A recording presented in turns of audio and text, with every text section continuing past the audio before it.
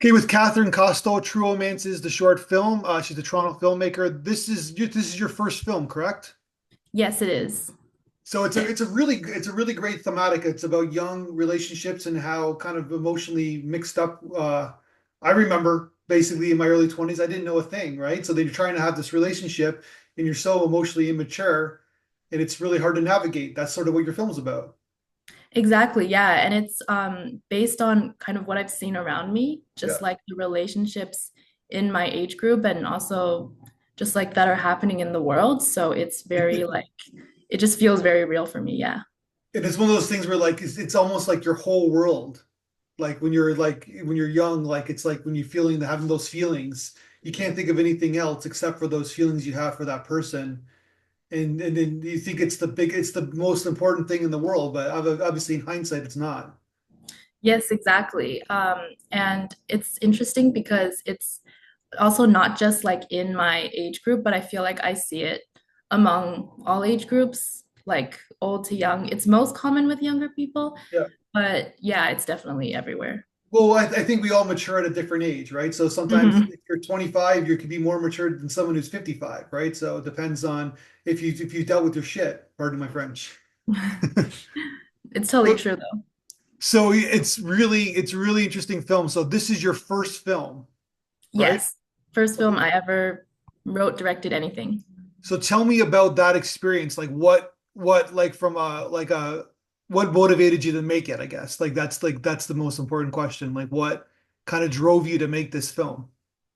Yeah, so I kind of had like known that I wanted to make films for a while, but I never really knew like how I was gonna start or anything. I always figured that I would like self-produce it, but because like it just seemed like kind of a daunting task, like I never really knew how to start. And then in I think February 2023, I was like, okay, I want to make a film. And there was a grant that I was applying for, like for filmmaking. And I actually wrote like a different story back then for the grant. Like it was a similar idea to True Romance, but it was like the events and everything were different. And I submitted that, and they were like, in May, they were like, oh no, sorry, it's not for us. And by then, I had already started thinking, like, wait, maybe this story like isn't resonating with me. And so I decided to like write a totally new script, similar idea, but something that felt more like authentic to what I really like wanted to make. And so that became True Romance, the current version of it.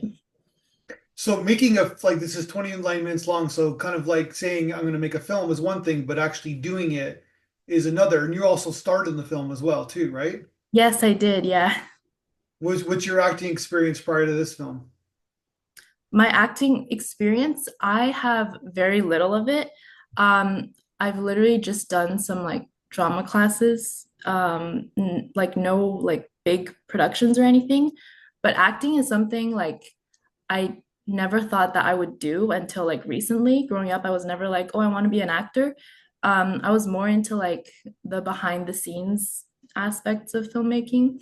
And when I decided I was gonna make True Romance, I was like, oh, you know what? Maybe like it would be cool if I played the main character because I feel like I would do a good job of like representing her, and also because like, there might be a limited number of cast members, so it's good to like have someone who, is always going to show up because it's you. Yeah, I guess it's like yeah, that makes sense because you have Mhm. to be there, right? Yeah. So okay, so the first step is writing the script. So what like so when did you write? So you said that in was it May of last year you basically didn't get the grant and then you kind of came up with this idea, but you had to write the script first, I guess, right? Yeah, exactly. So I had the basic idea that it was going to be about like dating and relationships. And so I thought, okay, so I can look at the relationships around me and like kind of how, like, in my opinion, they're not satisfactory. And then I had this idea of like, okay, like making a satire of those kinds of problematic or like unidealistic relationships and having it set at a birthday party where like all of these different couples could like meet, and then, like drama could ensue. And then I started writing based off of that. It took me a while, took me the whole summer to kind of figure out like how I was going to represent each of the couples, and like all the comedy and the little like the quips, the jokes. But I finished the script in, I think, like July or August, and then it was time to produce it. It's time to make it. Yeah, it was time to make it. So okay, so then the next like it's a huge cast too, right? So then I'm assuming you never have you had any experience on set, like behind the scenes of producing a film?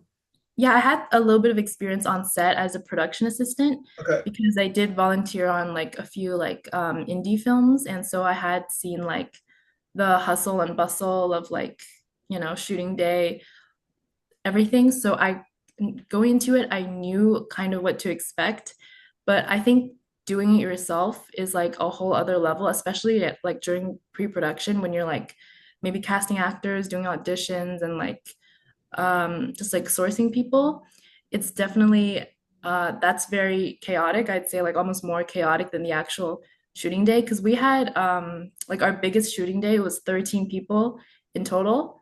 But by then like everyone had kind of already like knew what they were there to do.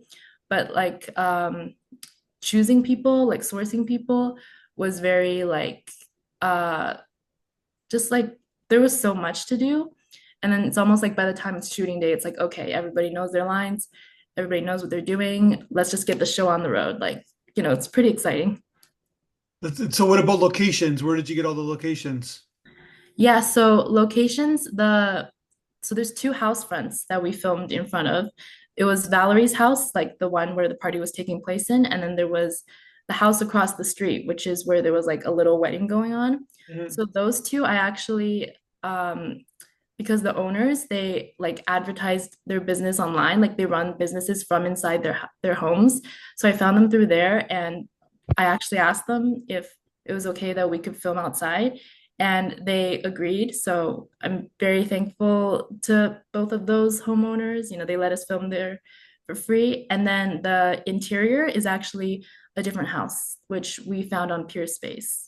And so we booked that house to film in, and that was also Tell people really what Peer special. Space is. Sorry? What is Peer Space? Oh, Peerspace, it's like an online basically it's like you can rent out your space, like Yeah. your studio or like house for filming. Mhm. Like photo shoots, film shoots, a lot of people like if they're looking for like an interior to shoot in, they will go to Peerspace. Yeah. Gotcha. So it's like yeah, so it's like you're booking like it's that's a pretty good find for filmmakers, right? If you're looking for that. Mhm. Did you change anything in the house at all? No, the house, well, it's very cool because when I was looking for, a house to film inside, that house, like they put pictures of like, the property that they're putting up. And I thought that house was so pretty and like so perfect for what I wanted Valerie's house to look like. So it was already just from like the photos. I was like, that's exactly how I want it. And so, being able to book that house is very like it's just very cool. And yeah, we didn't feel like we needed to change anything because the decor and everything was like it was perfect. So you're doing a lot of things in this film, right? So Mhm. there's a lot of moving parts. Who is there to like this it could become overwhelming, right? So like it's obviously in hindsight it's easy to talk about, but I'm sure during the shooting it was stressful and there was a lot of anxiety. Who was there like who had your back? Was there anybody help supporting you? Yeah, so the camera operators, we had two camera operators. So the most chaotic day I'd say is like the day where we shot all the party scenes. Mhm. There were two camera operators there, and especially one of them, Shireen. She was a huge help for me because we basically we like got the equipment together, and like she helped me with like keeping some of the props, and she helped like design some of the props with me. And so like she was there to kind of also guide me through some of it because she's like she has a lot of experience working behind the camera. And I would say like It was mostly like I had all of the technical details, but like she really just kind of helps me execute everything, and I'm very grateful to her for that. Like, what about your family? Was your family into supporting you with this film? Yes, very much. They're very excited like that, I'm like that I did that. Um so they definitely were like vocally supporting me, and yeah, like just kind of being there for me to talk to when like things got stressful. And also like my mom driving me back and forth from set because I can't drive. I don't have a license. But yeah, basically helping me in any way that they can. Yeah, even though it was me like funding everything, but they were always like on the sidelines. So you're like an urban person, like you live downtown, so you don't drive. Yeah, basically. I just do not have my license because I'm terrified of driving. Yeah. But yeah, I really like public transport. I like taking the bus, I like taking the subway. So yeah, so I cannot do long distances though. I will need someone to pick me up and drop It's me off. interesting that you're fearless when it comes to this huge project and you're doing all these things and it's like there's all these people like kind of but you're scared to drive. Yeah, I basically I feel like because one of the things that I like most about filmmaking and like that kind of work environment is I like the chaos. Obviously when you're like right in the middle of it and you're the one who has to patch up all the holes, it can get very stressful. But if you're just someone who's like watching from the sidelines, like when I was working as a production assistant, kind of watching how the director, the producers, the production manager, how they kind of like were passing messages among the different departments and watching, hair, makeup, the art department, grips, camera, how they all kind of work together. It's just very like interesting because there's so many moving parts and they come together to make a work of art. And so I was very happy to kind of see that unfold around me. Yeah, so I actually, enjoy that. But yeah, driving is very scary to me because it's, you're kind of not really risking your life, but in a way risking your life, I guess like a little bit when you get into your car every day. So Yeah. that's just what overwhelms me about that. Gotcha. Well, in about 10 years there'll be driverless cars. So there already is in San Francisco. So basically Mhm. we're moving in that direction. It's just that people are have to be adapt to that change, right? So Yeah, exactly. It's the future, they say. okay, so it's great. It's interesting that you mentioned that kind of the kind of collaboration in the teams and stuff like that. That's sort of what filmmaking is about. But there needs to be. I worked on like $200 million films in the industry. Mhm. I worked on like $300 films. There's one. Everything's the same really, because if you believe in the director's vision and you believe in the vision of the story, then and those teams can get together and collaborate. But if there's any doubt, that's when I've seen it on huge budget films. If there's a doubt that the director's vision, they don't believe in the director's vision, the film starts sinking. And so I think you what you did is extraordinary because it seems like everybody kind of believed in what you were doing. It's a Thank huge you. cast too, right? Yes. And like one of the biggest struggles or like challenges that we had was getting everybody like finding a time and day that suited everybody's schedules because we had to kind of make sure everybody would be available on the shooting days. And it was only that one day where we shot the party scenes where like all 13 people had to be there. But yeah, it was like I was a little bit worried leading up to it because I was like, what if we can't find a time where everybody, all the cast members, all the crew members that need to be there can show up. But luckily, we found that one time slot where the house was available, all the cast members were available, crew was available, and yeah, we were able to do it. So, like, maybe that's like a stroke of luck. I don't know, but definitely a lot of coordination, a lot of Mhm. patience. And yeah, I'm glad that we were able to do that. Yeah, and everybody on the shooting day, they were like asking me questions, like working together, having great chemistry with each other. So I'm also very happy to see that. Just felt like everybody was really having fun. It was a good environment, and we were all like excited to make this film. So yeah, I'm very thankful that they believe in my vision. What's the biggest thing you learned from this experience that will yeah, that you'll take in, when you make your next film? Um, some like technical things I learned about like camera, about like, like lighting up, like recording, things like that. But I would say also like directing actors, because we were on like a tighter time limit, so we didn't have as much time. But I did feel like just from watching the actors work, I felt like I understood a little bit more about how like next time I can like how I can instruct them or like how I can communicate my vision to them more while they're like we're doing takes, like how I can tell them, oh, how you can move your body this way, or like your facial expression should be like that when she says this, and becoming more confident in how I'm able to do that. That's definitely something that like I wouldn't really have felt like I could know how to do until I had to like go and try directing first. Gotcha. So I'm assuming you're going to make another film, Yes, I'm hoping to, yeah. but you're doing this one. So I like that you're still working on the film, like you did. We've collaborated. You're very like I can see why people push you because even the way you communicate with me, like on text or an email, it's like you're like very descriptive and you're like, this is what I'm looking for. And it's you got this intensity. It's a good intensity. It's a very positive intensity where like you're not annoying. You just basically you're matter of fact. So I can Yeah, see why thank you could you. be a good filmmaker.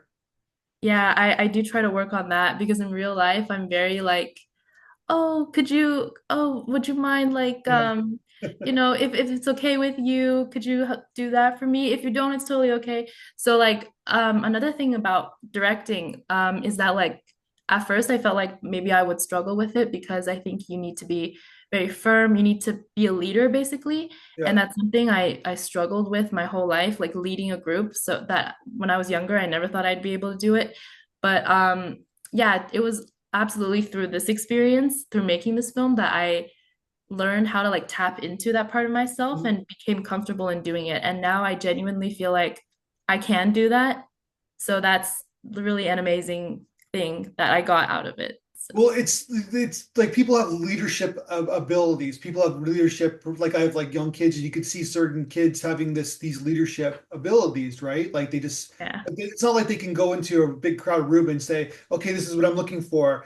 It's like there's certain traits that people have naturally, but you still need to practice. Yeah, You it's a muscle, I think. yeah, Like you have to integrate it into your regular life. yeah. You just don't get up on stage and basically control. Like you have to practice your skills, right? So, but like I said, like even the way you communicated with me, it's like it's fantastic. So, but you're also like I also want to point out that you're still working on the film, meaning that you changed your poster, got a great poster. Who did your poster? Oh, yes, thank you. So the artist who drew my poster, her name is Zaina Bovell, Zainabovell. Yeah. She's a student artist, and she's very talented. So I commissioned her to do it. She saw the film. She was like, it gave me a chuckle.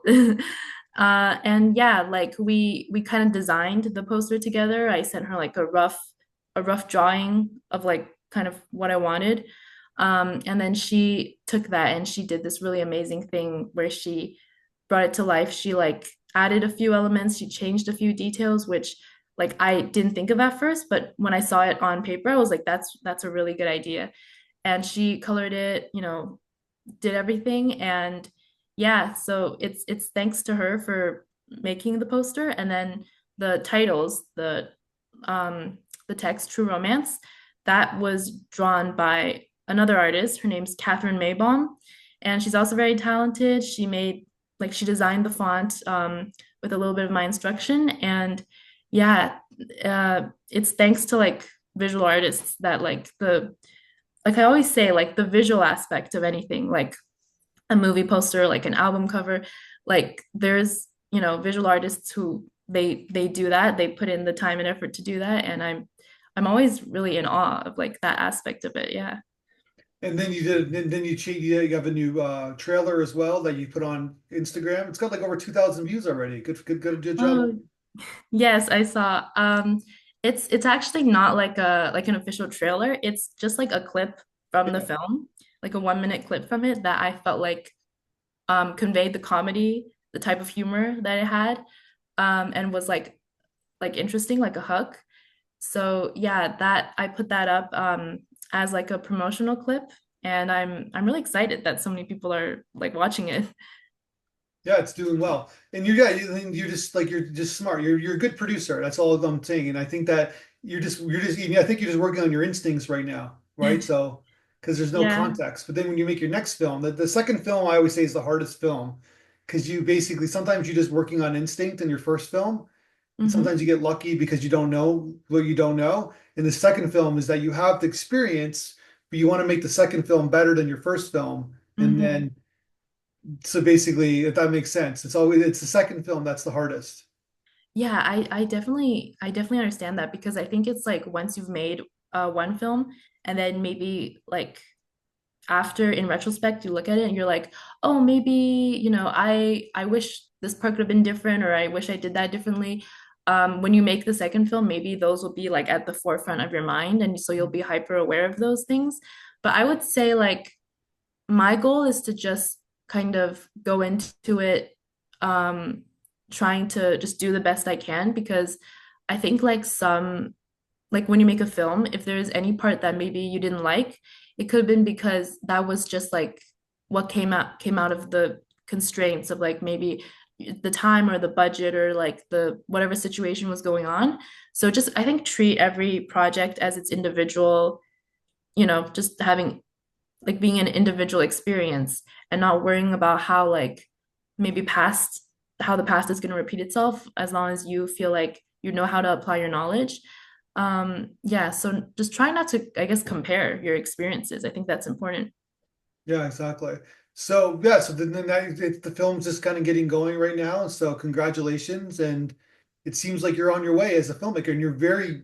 I don't know if you don't want to say your age, but you're extremely young. And I'm assuming you didn't go to film school. No, I did not go to film school yet. I don't know if that's maybe on the map in the future.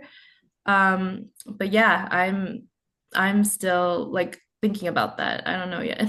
You're self-taught. Yeah, well, I mean I've gone to a few film classes. I'm still Yeah. like in that courses. But yeah, it's like learning as you go, I think is good. So you're working on another script right now? Yes, I'm working on another script right now. It's still in like the early stages, a lot of brainstorming. So I don't have much written down yet in terms of like a screenplay. But yeah, I'm like working on writing it. Well, congratulations on the success of this film so far. It's still getting started, and let's talk again when you make your next film. Yeah, sure. I'm looking forward to that.